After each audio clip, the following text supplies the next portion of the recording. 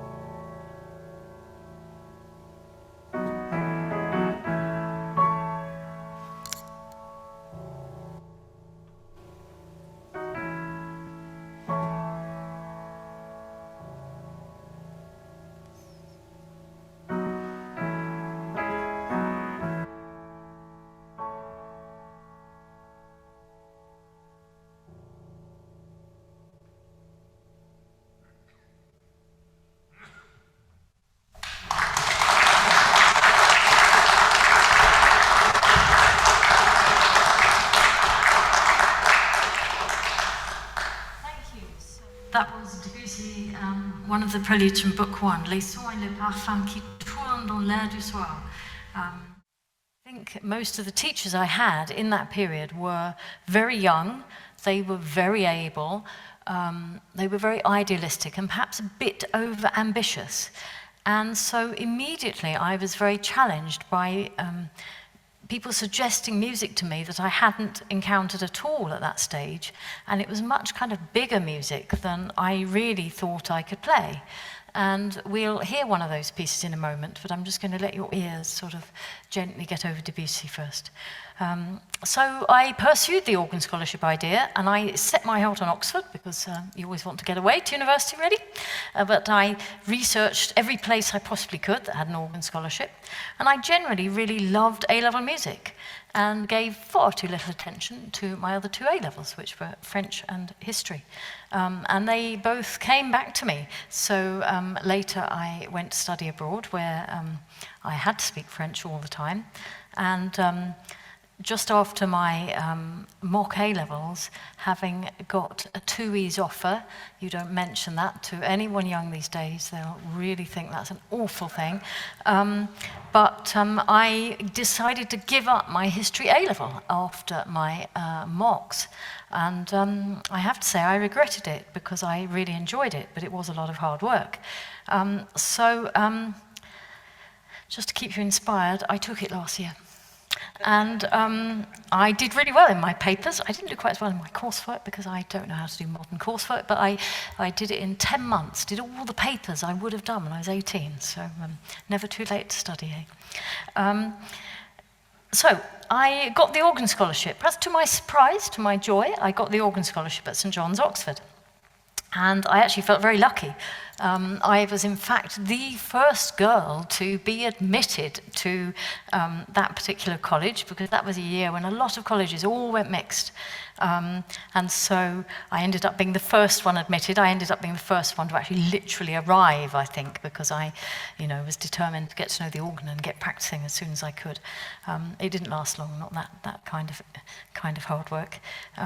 Anyway, but it's easy to look back. It's very easy to look back and to talk about a CV and to talk about having had an organ scholarship. But my goodness, it is not easy to do when you're 18.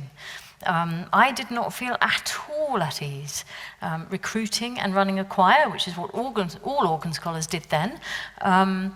I hope I'm not causing offence here, but I found the what I would call the traditional boys rather daunting. That's the kind of grey suits at 18 and all been to Eton and kind of very, very confident and full of hubris, and I found that extremely daunting. But a junior organ scholar came when I was in my third year. I think he might have come when I was in my second year, actually, but junior organ scholar came, and I'm sort of still in touch with him, and he told me just a few years ago that actually I'd kind of inspired him for being different, which was just so nice to hear.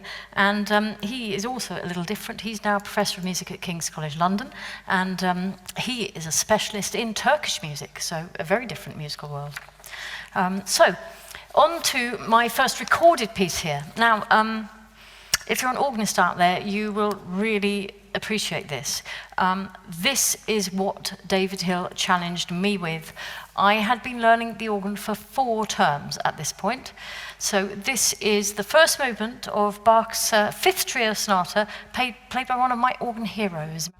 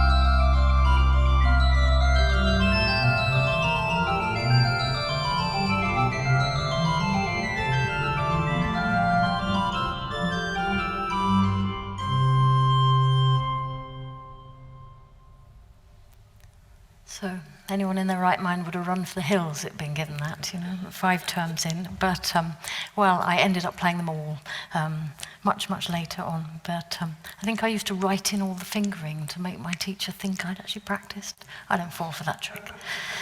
So, post-Oxford, well, I think what next wasn't easy. I spent most of my first year after Oxford as assistant organist at St Martin in the Fields in Trafalgar Square. It had a rather awful organ that it certainly doesn't have now. And I hadn't really had a particularly good experience of organ teaching while I was at Oxford. And I still felt very unresolved about the piano. So I finished one thing. And I took 2 piano diplomas. I clearly like to do things in 2s, assuming I'd fail one. You would never do that today because they cost a fortune. But anyway, I managed to get through both somehow. But that was quite a challenge. But the organ, well, while I had been studying, I think I hadn't really thought much. As you don't really when you're very young, I hadn't thought about, well, I could just change teachers. I could go to the teacher that everyone else is going to here, but I didn't anyway. And but at the end of my second year, I'd had a real sort of turnaround, which I didn't act on immediately. And that was that I met and had a consultation lesson with Nicholas Kynaston. And his completely refreshing focus on music and music only was just so vital for me. It really refocused me, it gave me more self-belief. And so I then applied to the Royal Northern College of Music to do a postgrad performance diploma in organ. And once again, I had decided, well, I really need to get away from Cambridge. In my student years, my father had died, and so I'd sort of gone back home and I'd spent time with my mother, and I realised I needed to move on and move away. And if I decided to go to one of the London music colleges, if you live in Cambridge, you really just need to get on the train and go down there sort of every week. And so I really wanted to go somewhere different, and Manchester certainly was that. In with that came a very, very different organ scholarship experience. So having got the place, I had a phone call in July, so 2 months before I was due to go, and that was from Manchester Cathedral, persuading me, against what I thought was my better judgment, probably wrong, to come and audition for the organ scholarship. And I was really very nervous of accompanying a kind of cathedral-type choir, of the speed I'd have to learn things at, of the type of organ I might have to handle. And I said all this. I said, I don't really think I'm up to that. I don't think I'm the right person. Anyway, the voice on the other hand, on the other end of the phone said, we're desperate. We're desperate. We haven't got anyone for this organ scholarship. I'm not sure whether that's actually a compliment, but anyway, we're desperate. You must come and audition. And Manchester's quite away from Cambridge, so I went. This was about 3 days' notice, I think I had, and I went, and they found somewhere for me to stay. And I played a piece. I can't remember what that was now. That went okay. And then I was given some sight reading. And the sight reading was Bairstow's Save Us, O Lord, and Nicholson in D flat. Now that piece can go in the cupboard and stay there forever. But anyway, immediately I think I might have got back home, I'm not sure, but I must have got back home. We didn't have mobile phones then. And I had a phone call saying, you're coming, absolutely flat, you are coming. We need you. And that was my introduction to Gordon Stewart, who some of you will know or will have heard play. Anyway, that was that year, I think, was an absolute life lesson in how to be a functional organist. So how to accompany choirs, how to learn at speed. And I think a lot of that possibly happened not just by playing, but by endless page turning. I mean, it's the most extraordinary thing, turning pages for an organist. And it sort of gives me a bit of a moment for reflection, really, because if we look back to Bach's day, composers learnt their trade by copying scores. We know Bach copied de Grigny's music. We know that music was learnt that way. And this was more like an apprenticeship, really. This is watching somebody do something with immense ease. with a phenomenal repertoire and learning how to do something. And I think of all of my studies, that particular year probably changed me from one person to another person. It was just so immensely valuable. Now, we're going to move on now. So my next piece is very different from the last one. So I've chosen this piece because this is another piece that David Hill, I'll say threw at me, it wasn't quite as literal as that, but put in front of me, in that last couple of years at school. And this is one I've recently been reminded of by a pupil. It's really fun, it's a really nice piece, and very light-hearted and great fun. And I've decided to put this one back into a couple of recitals this year, so this one's getting practiced at the moment. And this one is the Gigot Scherzo, played by Gordon Stewart, from Johannesburg Cathedral, where, well, we'll be in Johannesburg just over a week from today. Don't think I've ever seen the cathedral, but this is it now.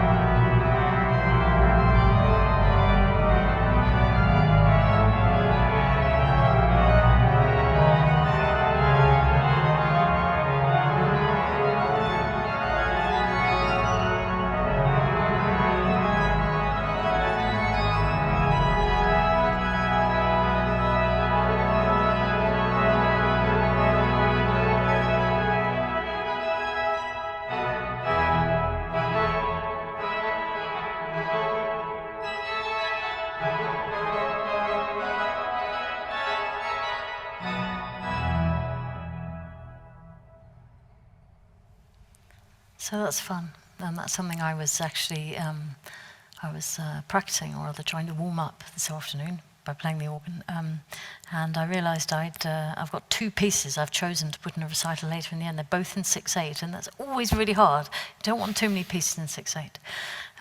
Anyway, I'd always had a desire to study abroad. I think it had sort of floated around first when I was somewhere around my sort of second year in Oxford, and then again I'd sort of put it off and thought about other things, and probably thought I should do something a bit more sensible. And but it was still there. And in my year in Manchester, it was suggested to me that I might want to go to Geneva. That was a really quite a popular place to go in that time. That was in the sort of mid-80s, and a lot of organ students wanted to go and study with Lionel Rogge, whose sort of Bach recordings were very well known then. Still very well known today, but I think organ students often choose different places to go now. But I think up until that point, I probably not had a huge amount of belief in myself as a kind of performer. I hadn't really played many recitals. I played voluntaries and I'd learnt pieces, but hadn't really performed very much. And I think that's something I do actually still, that sort of idea of enough self-esteem to play, enough confidence. It's something I do still reflect on a lot today with pupils, both at the piano and at the organ.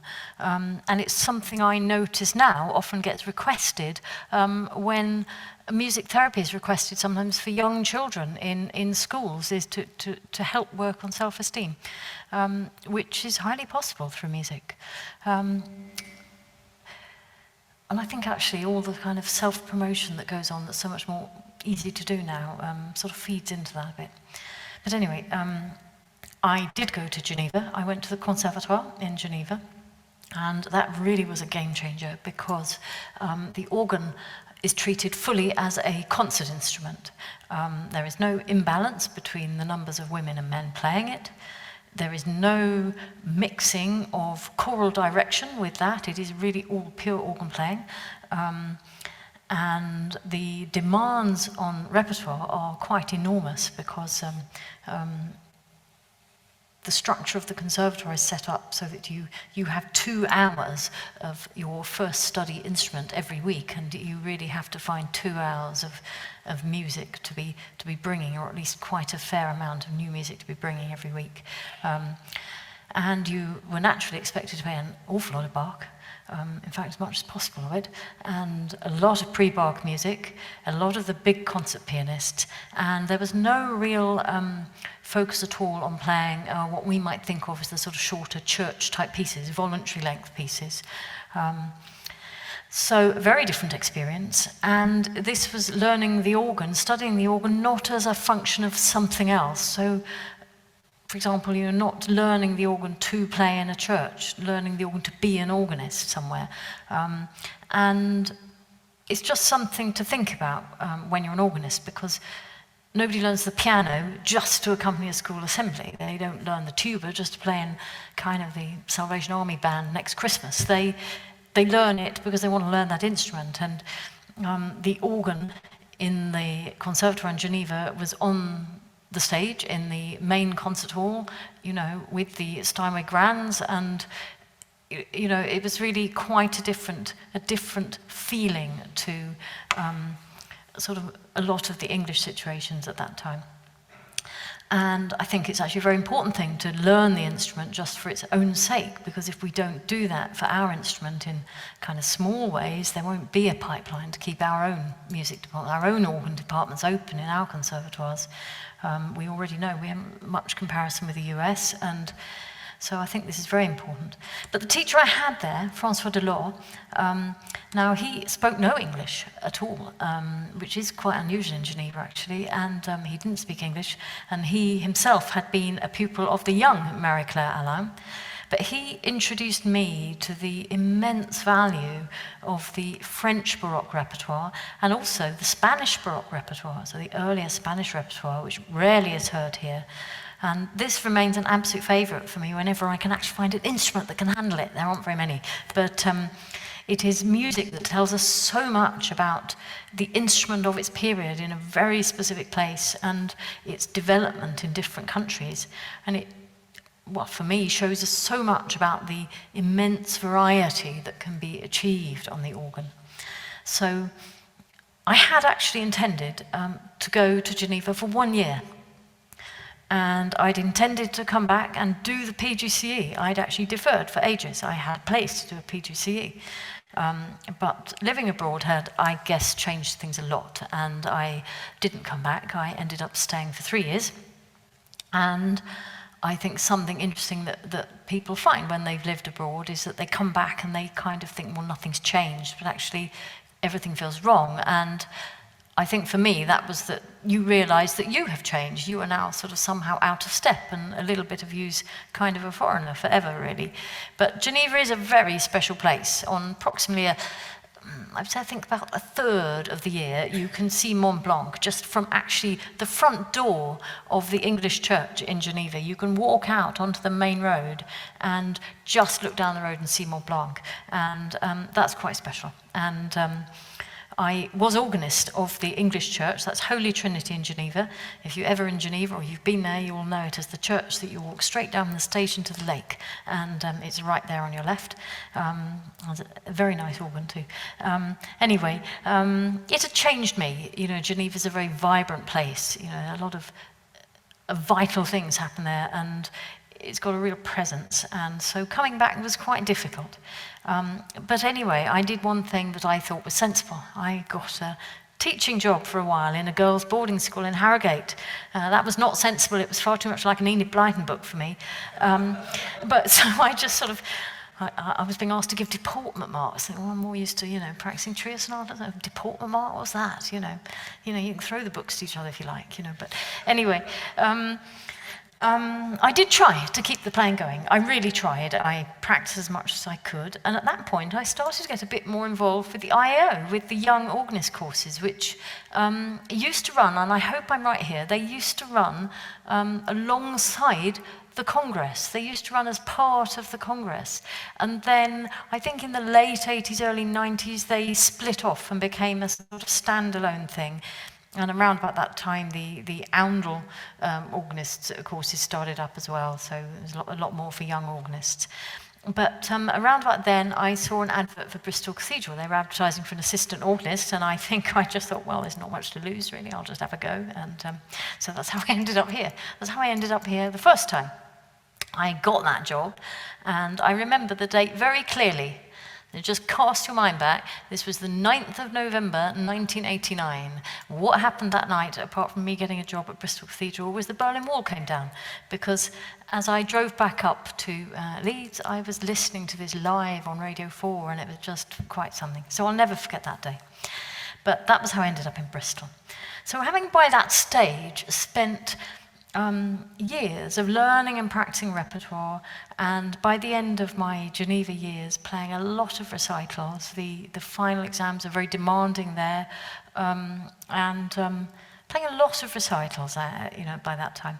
And I did find it actually quite frustrating by then to spend all my time learning accompaniments, because accompaniments have their own particular challenges. There are 1 or 2 notable exceptions, but they are rarely very difficult in notes, but you are invariably challenged by a million things. So if you are an organist, you don't even need this saying, but if you aren't, you're challenged by a million things that are not the notes, which is working out your registration, trying to work out if you actually need 3 copies lined up in order to manage your own page turns.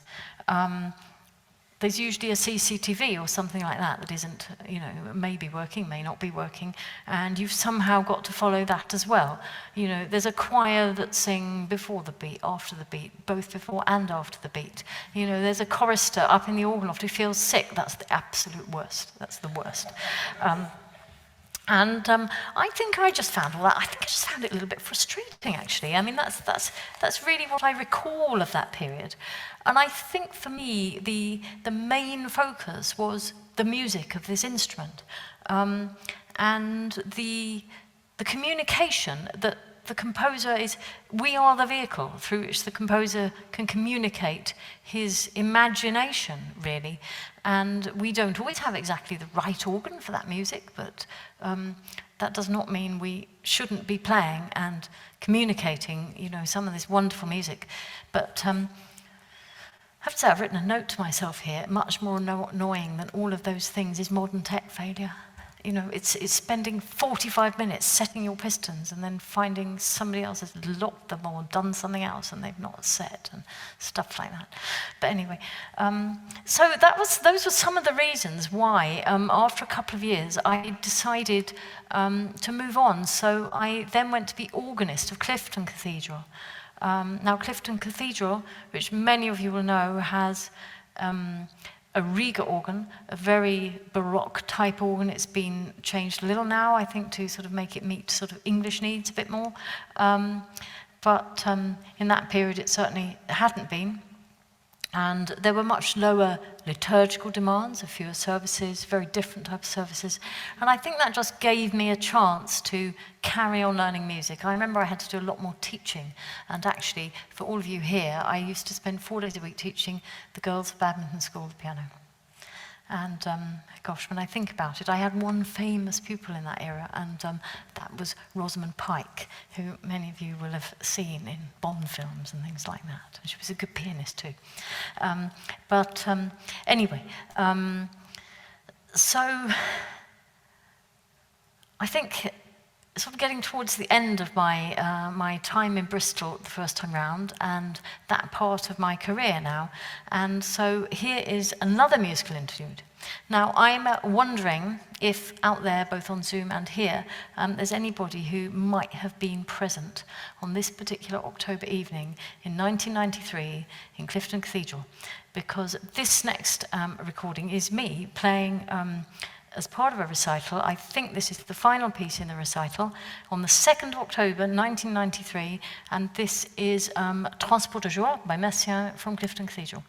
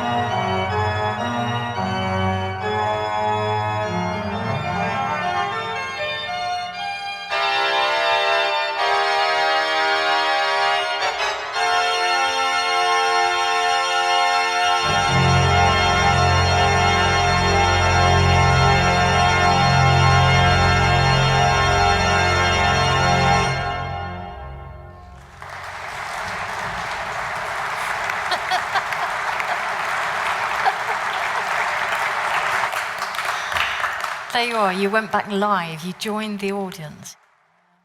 And what's quite interesting about that is really not an organ that Messiaen could have envisaged that piece being played on, and it just struck me while I was listening. He had only died the year before that. Messiaen died in 1992, and that was 1993, so, you know, that music felt much more sort of alive and present, and you know, well, it certainly feels alive and present there to me, but that recording was made by Richard Jeffrey Gray. It was made on cassette tape. Remember those? And he very kindly put those all on CD and rescued some even older things for me just a few years back, so I've saved them. Anyway, around this sort of time, I was thinking a lot about how to use and develop my music making in a bit of a different way.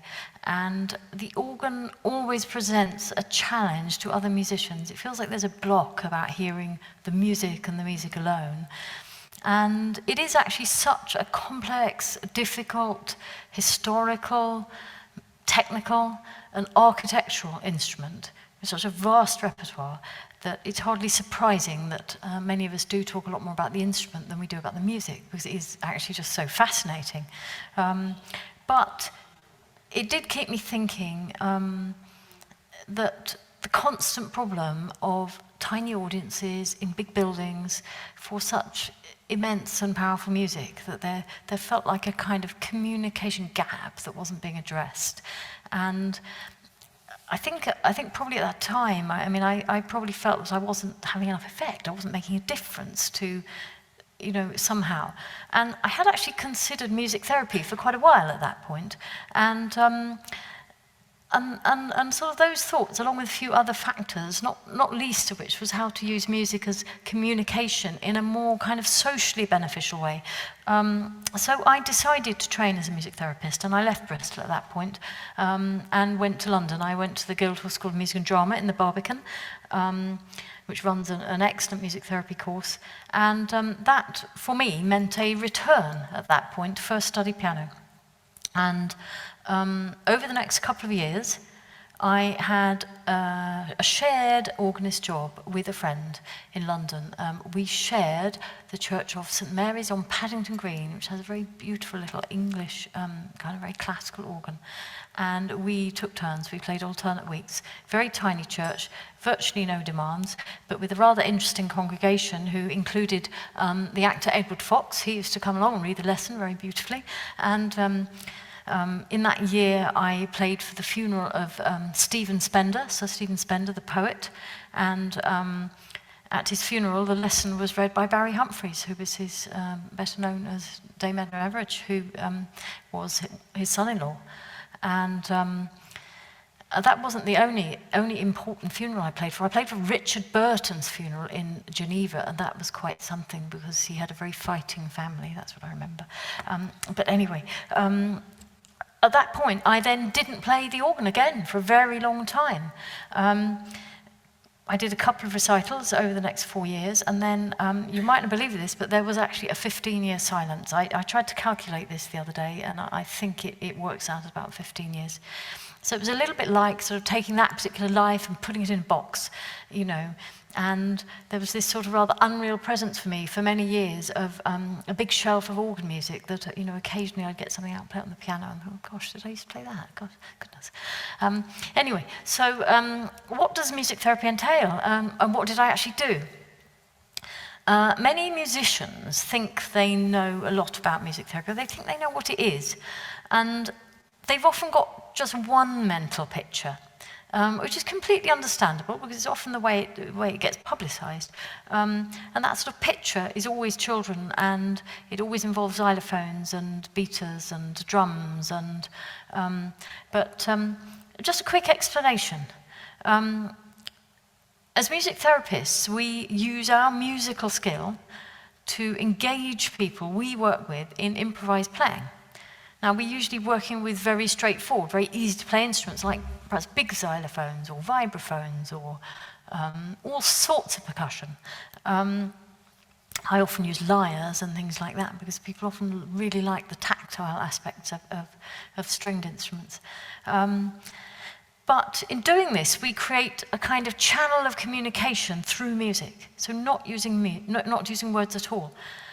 In which a client can express emotions, can perhaps work on resolving emotions, can perhaps share a conversation that they couldn't do otherwise. And we might work to address a particular, a specified kind of need that we then monitor whether that is improving. And we work with people with all kinds of difficulties. So we work with learning disabilities. We work with adults and children. We often work with people who have no speech. We work with people with serious mental illnesses, with children with developmental and sometimes behavioral difficulties. We work with people on the autistic spectrum. People have worked with eating disorders. They've worked in palliative care. There really is a vast range of work that is done. And we can be employed in the NHS, as I was for some years, and in schools, in charities, and sometimes people work alone. And we also have to be state registered. That happened during my early years as a therapist. We must be state registered, just like physiotherapists or opticians. And I think sometimes the word music at the front suggests that this is just something recreational. But it isn't. It's a lot more than just that. You know, in a way, the word therapist should really dominate, and many therapists, many music therapists have additional skills or training in psychotherapeutic interventions. But there's a little sort of diversion just to help you understand what it is. Training as a therapist of any kind is never an easy process. So I had come from a classical music background. We're very used to being with and meeting very high-functioning people, often with rather big egos, dare we say it. Suddenly, we're meeting and working with people who are ill, they're disabled, they may be very distressed, and it can be a very challenging and very stressful process as we learn to be somebody different. And so I found in that period that I was using my own piano playing much more as pleasure and relaxation than I had done really with my previous organ playing work. So my next interlude is from a piece I learned, and I played a lot in this period. This is from one of Schubert's final piano sonatas. It's the penultimate piano sonata in A major. And this is just an excerpt because it's a really long movement. It's just an excerpt, about 3 minutes, I think. And this is played by one of my piano heroes. This is played by Alfred Brendel.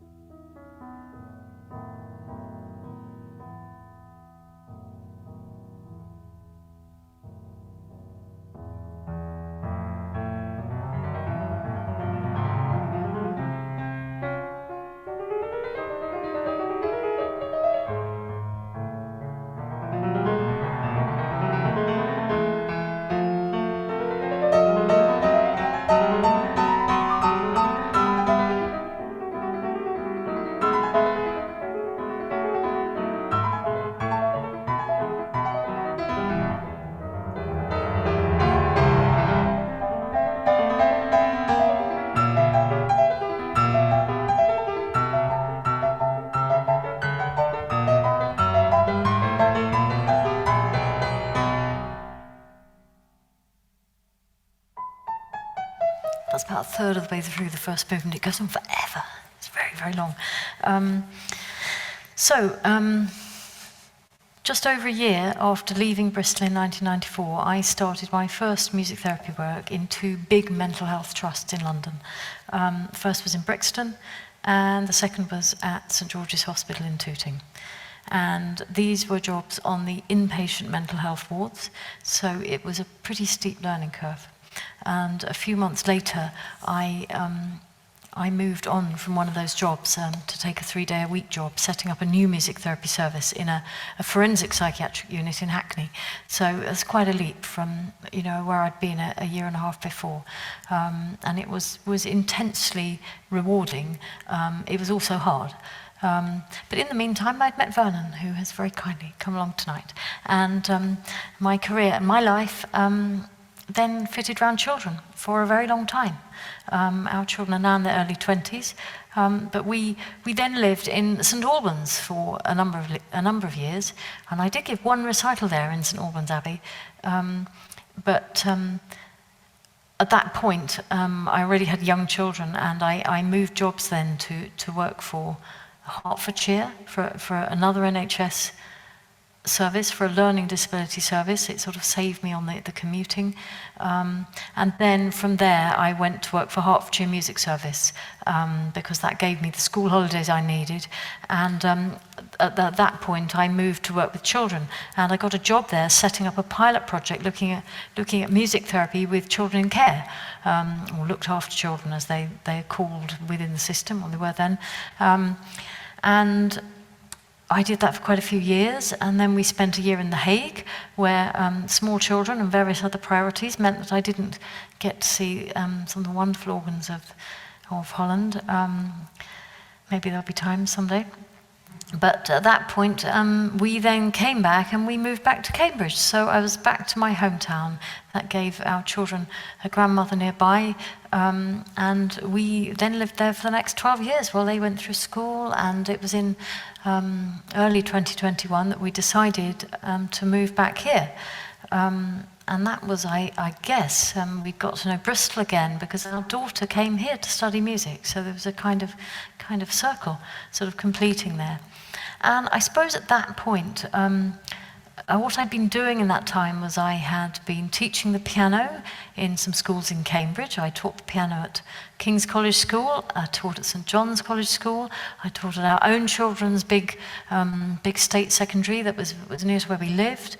And I then had to re-register as a music therapist because these sort of rather strict registration systems mean that you must be working to remain registered, and I'd sort of let that lapse, so I restored that and went back to my former employer, Hertfordshire Music Service, and continued to work as a music therapist for some time.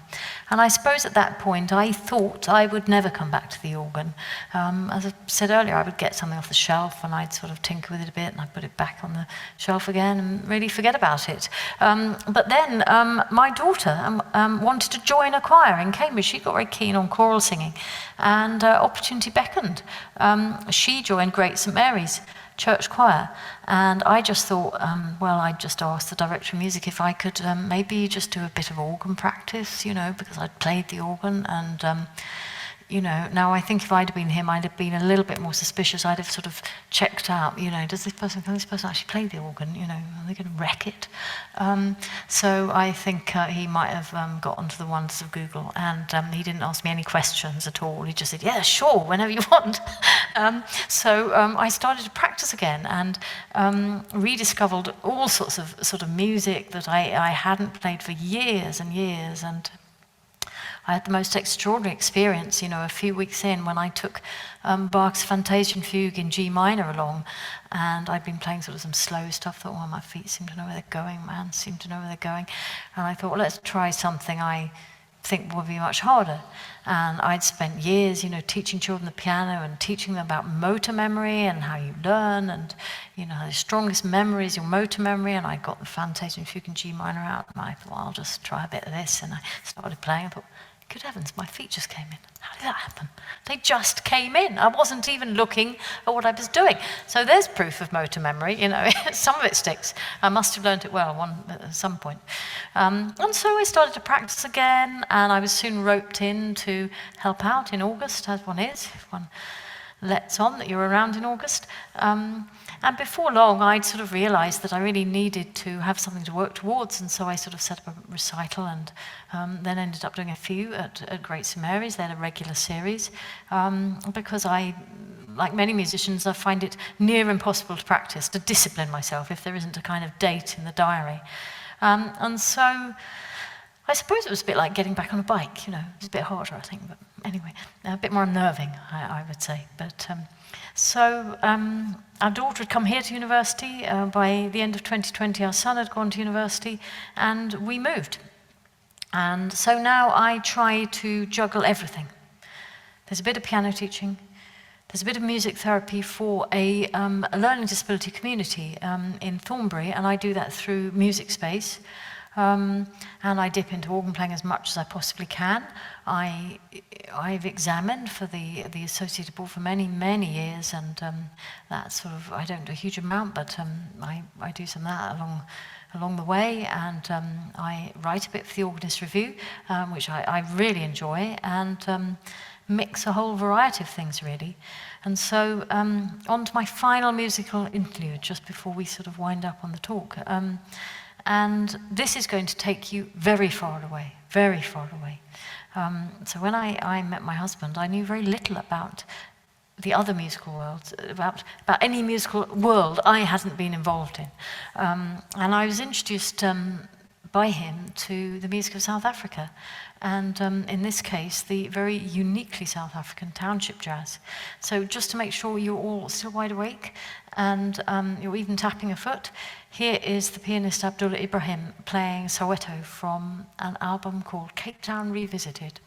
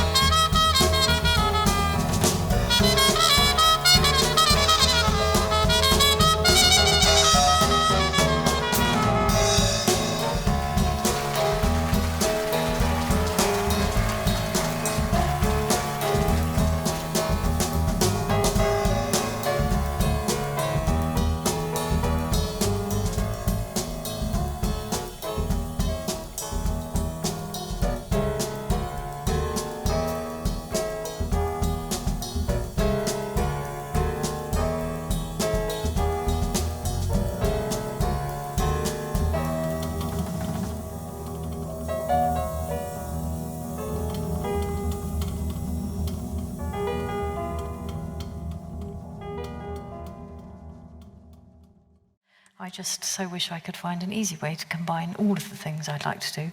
I'm not sure what this year is going to bring for the BDOA, but I hope I can add something. I'd very much like to bring some other instruments in to play with the organ and to explore that repertoire a bit. Not sure where else it will lead, but I think that's all I have to say now. So I'd be very interested to hear anything you have to say, to questions you have to ask. I'll do my best to answer them if you have any. Thank you.